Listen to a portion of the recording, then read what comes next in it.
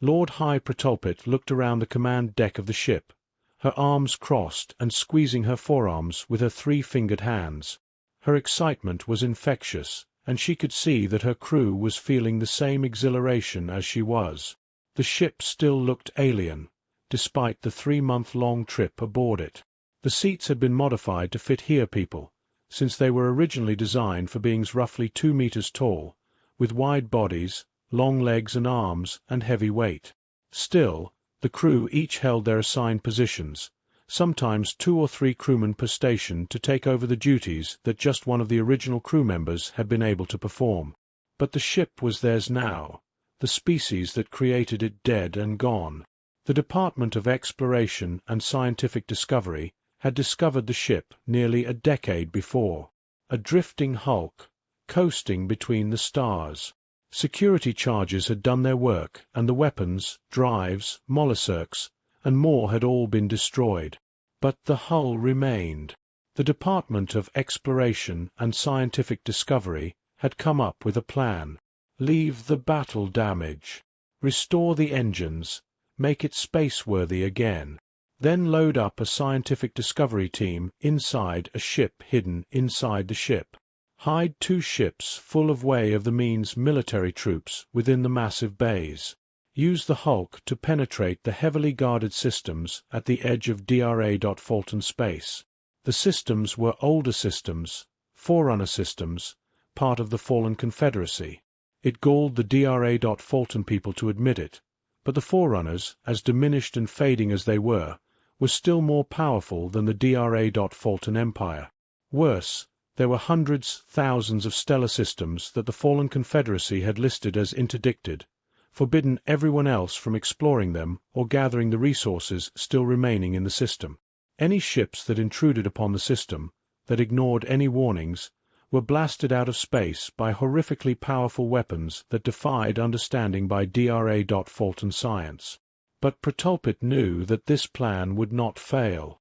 Use a Terra hulk to camouflage the 3 ships. Move in system to the nearest formerly inhabited planet, and gather relics and scientific data. Leaving induction space, the captain called out.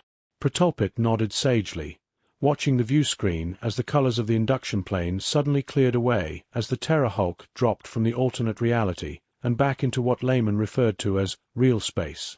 Shields coming up.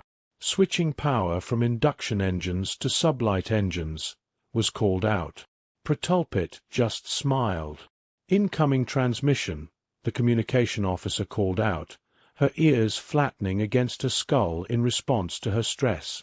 She listened for a moment. Automated.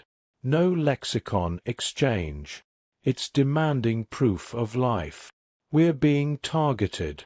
Multiple signals, unable to determine all origin points, the defense officer said, her muscles tightening across her shoulders. Transmit proof of life signals, the captain ordered. Protulpit squeezed her forearms tightly, her 3 fingers sinking deeply into her fur and the cloth of her uniform. Signal accepted, the communications officer said. Targeting lost. We're clear, the defense officer stated. The captain looked at Protulpit, his eyes wide. We're in, he said, his voice breathless. Of course we are, Protulpit said. The Department of Exploration and Scientific Discovery does not fail the DRA. Fulton Empire or the DRA. Fulton people. She lowered her chin slightly, making the male captain duck down slightly. The Department of Scientific Inquiry formulated this plan. There was no other outcome than success. Set course for the 3rd planet. The Terra Forerunners seemed to prefer the 3rd or 4th planets, Protulpit stated. She stood there, hearing that it was going to take nearly 40 hours for the ship to reach the planet. 3 sleep periods. Part of her wanted to stay on the bridge the whole time, watch as the small blue dot eventually swelled to be an entire world. New contact, the defensive officer called out. Multiple sources. 2, 6, 11, 20. Many sources. 100,000 kilometers. Who are they? Protulpit asked, grinding her teeth as anxiety spiked. The ships appeared on the view screen next to her, and she felt her stomach sink. Fallen Confederacy vessels. Dozens of them. The computer, and the defensive officer, began to identify them. Multiple battle wagons, 2 parasite craft vessels, attack ships.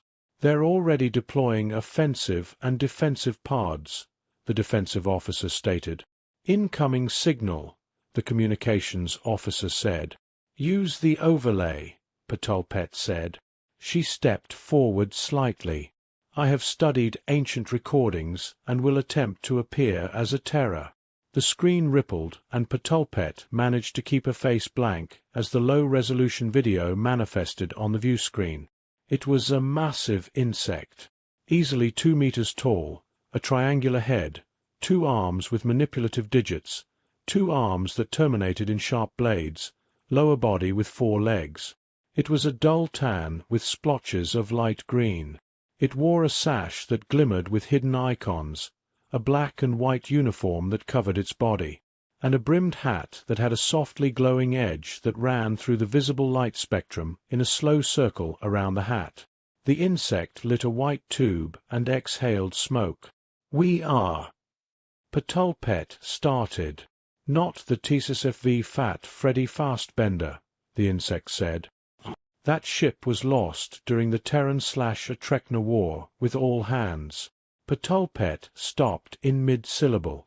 "You also aren't Terran," the insect said. It shook its head and exhaled smoke again. "I know Terrans, and you aren't Terran." Patulpet opened her mouth to speak. "That ship has a Mark IV war steel hull. You could have sold it to the Telcan for trillions of credits," the insect said.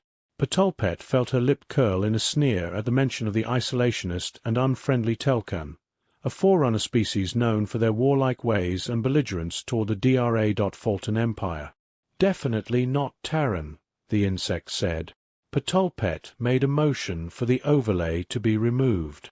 "There you are," the insect said. "A DRA. One of the new species out to make a name for themselves." "Yes. I am of the DRA. Empire," Patulpet stated coldly. "We are a peaceful scientific mission to a known forerunner system." The big insect slowly nodded. "And the fact that your government has been informed repeatedly that this system has been placed under interdiction? Who are you to tell the DRA. Empire where they can and cannot go?" Patulpet snarled, her self-control snapping. "A fading and dwindling species whose strength is spent demanding that the mighty DRA. Empire kowtow to your demands." The insect was silent a moment, and Patulpet felt a rush of satisfaction. Then the insect spoke. "You new children are the most ungrateful, disrespectful, arrogant species we Trinarad have ever had the displeasure of encountering," the insect said. "We stopped the Margit cold. We even put down the resurgence after you idiots enabled them to spread to 1,000 worlds. And we even go toe-to-toe with rogue autonomous war machines your own people built. And then you come in here waving your dicks around and demanding we give you what you want." Patulpet opened her mouth to reply, but the insect, the Trinarad, kept speaking. "In case you haven't noticed, Senior Science Agent Patulpet, I have a full task force of Confederacy warships," the insect said. Patulpet felt her blood run cold as the Trinarad identified her. "The weapons on that ship are mock-ups. Its shielding is particle and debris screens only," the huge insect continued. "Where mine are all cleared for action." "We're being targeted," the defensive officer said, their voice choked with fear. "Their combat pods have come online. They've gone to full shields." The Trinarad stared for a long moment, then exhaled a cloud of smoke. Patulpet noticed that smoke was rising from behind it too, 2 little pillars of smoke on either side of the large insect. "We could blow you out of space with disposable wet-printed gun pods," the insect said. It suddenly made a motion that the screen informed everyone was expresses pleasure/happiness. "But today's your lucky day." Ptolpet frowned as the view screen suddenly had bright colorful sparkles shower across it with balloons and sparklers. At the bottom, a bunch of cartoon Trinidad all danced and waved pom-poms. "You're a scientific discovery mission, from the highly militarized and pseudo-military office of scientific, whatever the fuck you called it," the Trinidad said. "So that means we'll be nice enough to escort you to the third planet and allow you to access the surface of both moons and even the planet itself for your scientific mission, which is obviously not a veneer over the fact you're here hoping to loot weapon and warfare technology and technical information." Ptolpet scowled as she buskied her back teeth. "We'll shadow you, make sure you don't try anything else," the Trinidad said. The celebratory graphics vanished as the Trinidad leaned forward. "You try to fuck me, and I'll blow your ship up, drag it back to where you came from, and use it to perform a kinetic kill on your shitty little empire's capital." The signal cut out before Ptolpet could reply. She stood there, busking her teeth, the grinding soothing her nerves. After a moment she looked at the captain. "Take us in." The planet had 2 moons, the smaller one in a closer orbit, the larger one on the outer orbit moving faster than the smaller one. The planet turned at a fairly brisk pace, completing 1 revolution every 23.5 hours. The axial tilt was extreme, nearly 16.5%, with the orbit elliptical. It was only 8.5 light minutes from the stellar mass, meaning it was constantly bombarded by high levels of radiation. As the ship slid into orbit between the small moon and the planet itself, the captain ordered scanning probes launched at the moons and the planet. Everyone aboard the ship ignored that 6 fallen Confederacy vessels that kept appearing and disappearing on the scanners. Ptolpet had slept poorly, having dreamed of being chased by a red-eyed creature through dark halls and dark rooms, her clawed feet slipping on the tiles, bumping off of unseen furniture, always moving slowly no matter how fast she ran. Now she stood in the display center, looking over what the probes had mapped and scanned. She took in the tilt, the thickness of the various atmospheric layers, the distance from the stellar mass. Ptolpet knew that the world would suffer extreme weather variation, possibly even violent weather events.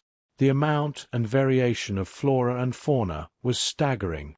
Even more surprising was just how many predator species the probes had found. But that wasn't what bothered her. She stared at the maps, moving through them. "Are you sure this is correct?" she asked the chief scanner director. The male nodded, wringing his hands.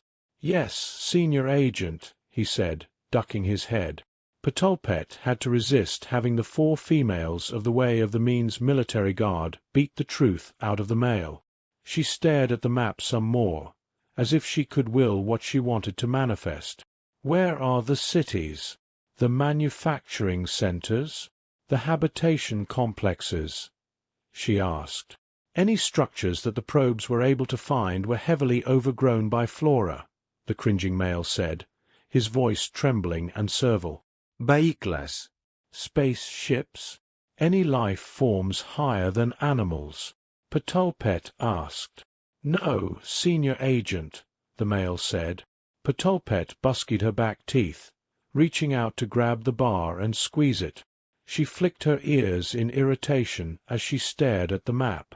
The scanners and probes had found almost nothing. A world completely empty of higher life forms. No cities, no towns, no industrial complexes. There were a few buildings, but they were skeletal structures covered by foliage, standing alone in the middle of low hills covered in vegetation. "We found 4 complexes on the 2 moons, 3 on the larger, 1 on the smaller," the cringing male said softly. "No orbital facilities?" Ptolpet asked. The male signified a negative. "Any energy sources?" she asked. "Slight energy readings from the 4 lunar complexes. Other than that, nothing," the male said. "However, we have always had difficulty detecting Terra power sources, especially the kind they use in beacons, satellites, and warning buoys." Ptolpet snarled, squeezing the railing hard enough her hands hurt. Why are they protecting these regions so fiercely? What is here that they feel such a need to keep everyone else away from them? Ptolpet asked, staring at the maps. She looked up at the ways of the Mean's military guard shift leader. Gather 4 teams. There will be 2 senior scientists that you will be guarding, she snapped. The officer nodded curtly. Weapons and armor. Use an armored shuttle for each team, Ptolpet stated. She looked back at the maps of the 2 orbital bodies. The facilities were largely covered in dust, almost invisible. But all 4 had obvious entry points that were visible with a simple scan. Take means of the end engineer specialists with you, she said. She reached out and tapped the largest of the 3 complexes on the larger body. This one has power, she smiled, a slow, ugly thing. It is time for the Terrors to relinquish their Forerunner secrets to the DRA. Fulton Empire. Once we have those, we will end this long protracted war and move on to what is truly important. She looked up, still expressing pleasure. The time of the Forerunners, the Precursors, and the fallen Confederacy is at an end.